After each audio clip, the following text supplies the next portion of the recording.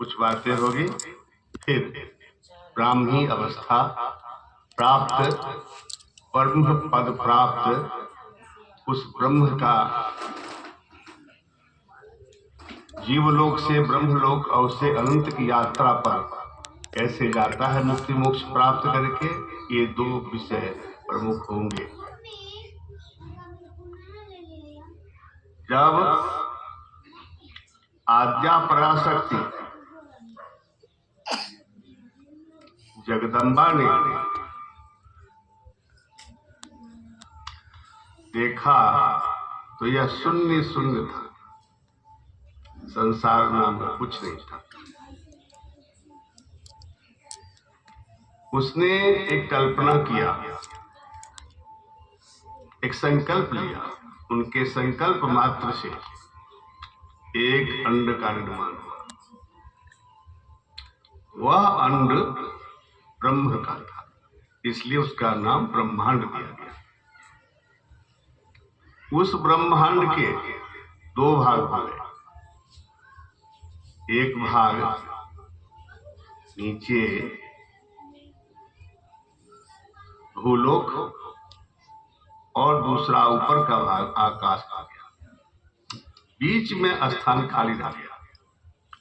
उसी खाली स्थान में भगवती पारंबार ने अपनी संकल्प शक्ति से एक विशिष्ट क्रियायोग के माध्यम से संसार निर्माण करने के लिए ब्रह्म का निर्माण किया। उस ब्रह्म ने अपनी पराशक्ति के द्वारा तीन देवों को उत्पन्न किया, ब्रह्मा विष्णु और महेश, और तीनों से सृष्टि निर्माण की बात की। ब्रह्मा और विष्णु ने सृष्टि रचना में अपने को असमर्थ पाया, इसलिए उसी क्षण उनका प्राणांत कर दिया। फिर शिव से कहा कि संसार की रचना करो। शिव ने कहा कि पहले आप ये बताइए ये दोनों कौन है और कैसे ये मृत हो गए। पारमा ने बताया कि ये तेरे भाई हैं ब्रह्मा और विष्णु, इसने सृष्टि रचना से मन मोड़ लिया, इसलिए मैंने इसका प्रारंभ कर दिया। आगे सर्वप्रथम आप इनको जीवित कर दें, तभी मैं आपको कुछ वचन दे सकता हूं। पुनः पारमा ने दोनों को जीवन दान दिया। अब दोनों ने कहा कि ये कौन है। एक है महेश है, तुम्हारा भाई, जो तुम्हें जीवन दान दिलाया है, इसलिए यह सर्वश्रेष्ठ है। शिव ने कहा कि अब ये बताइए मुझे करना क्या है। क्या सृष्टि रचना करूं?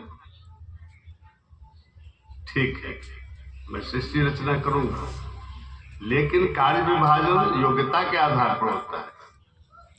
कार्य होगा लेकिन अकेले तो होगा नहीं, उसमें शक्ति का होना अनिवार्य है।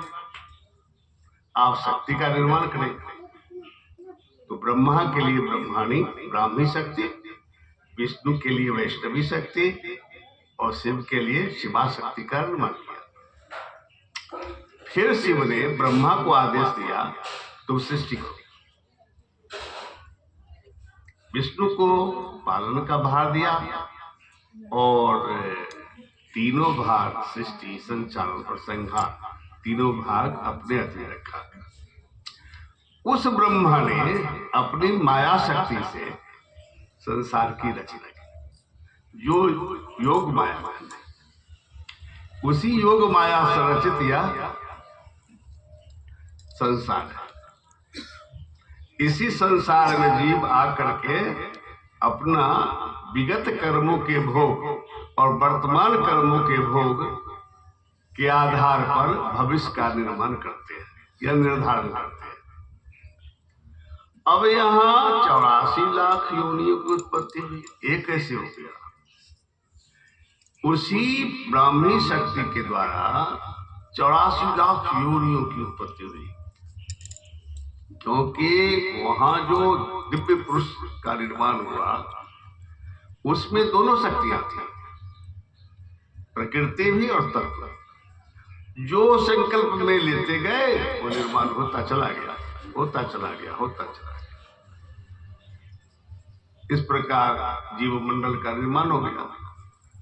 उसी समय से जीव माया के अधीन नाच कर रहा है। इस माया को समझना किसी के बस की बात नहीं है, पूर्णतः समझाया भी नहीं जा सकता, सांकेतिक अर्थ में कुछ बताया जा सकता है। यह माया का खेल बहुत दुस्तर है और मन जीव को मरकट की नाच नचा रहा है। मरकट अर्थात बंदर।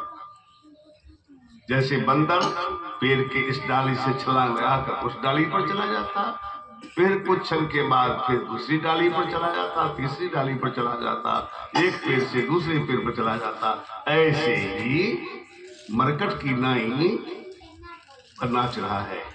गोस्वामी जी ने लिखा, सबही नचावत राम गुसाई,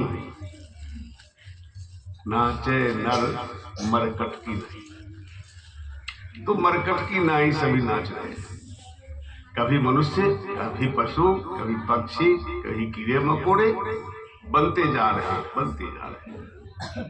यह पूर्ण अधिकार है कि वह अपने को उन्नति की ओर ले चले या अधोगति को प्राप्त।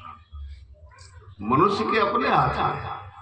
यदि पुरुषार्थ करता है तो अपने उत्तरोत्तर लोकों की यात्रा करता है, यदि पुरुषार्थ में कमी करता है तो अधोगति को प्राप्त करता है। अधोगति से तात्पर्य है निम्नतर श्रेणी, कीट पतंगादि योनियां, मनुष्य से इतर योनियां, यही अधोगति कहलाता है। ऊर्ध्व गति का मतलब है कि उसकी गति ऊर्ध्व जब होगी तो मनुष्य, एक ही मनुष्य की कई अवस्थाएं हो जाती है। जैसे मनुष्य पशुवत यदि जिंदगी जीता है तो वह पशु मानव कहलाता है। वो कैसे जानेंगे? आहार निद्रा भय मैथुनश्च एतत् समाना पशुभिः नराणाम्। आहार यानी भोजन, सोना, भय और मैथुन यानी बाल बच्चा पैदा करना, ये चार क्रियाएं पशु आदि योनियों में है। बस